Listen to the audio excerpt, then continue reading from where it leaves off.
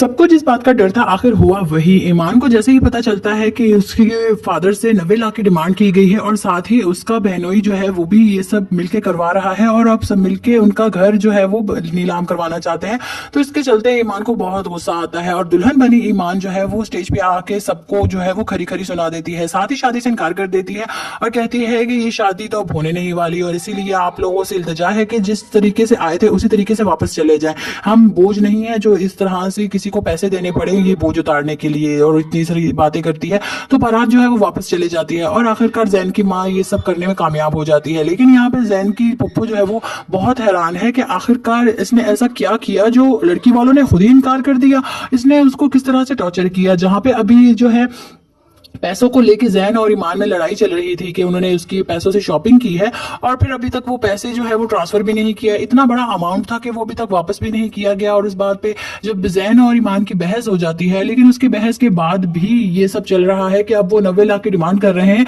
तो ईमान को उनकी हालत का अंदाजा हो गया है कि जितने बड़े घर वाले बनते हैं इतने हैं नहीं। यहाँ जैन की जॉब भी चली गई है और शादी भी सर पर है और साथ ही वो लोग 90 लाख की डिमांड करके उसे इंस्टॉलमेंट मांग रहे हैं कि हमने जो घर अब ईमान के नाम किया है वो घर जो है वो हमने उसकी पैसे देने हैं तो वो आप दे दें और साथ ही उसका कारोबार भी सेट हो जाएगा। और सबके चलते ईमान ये बिल्कुल भी नहीं बर्दाश्त कर सकती कि उसके बाप को इतनी परेशानी जो है उठानी पड़े। अभी तो उसे उसकी जो है बीमारी का नहीं पता, लेकिन जैसे ही पता चलेगा तो वो उसके लिए भी बहुत ज्यादा सदमे का बायस होगा। लेकिन यहाँ सालार के ऊपर भी उसका गुस्सा निकलता है। ईमान सालार को भी बहुत कुछ कहती है।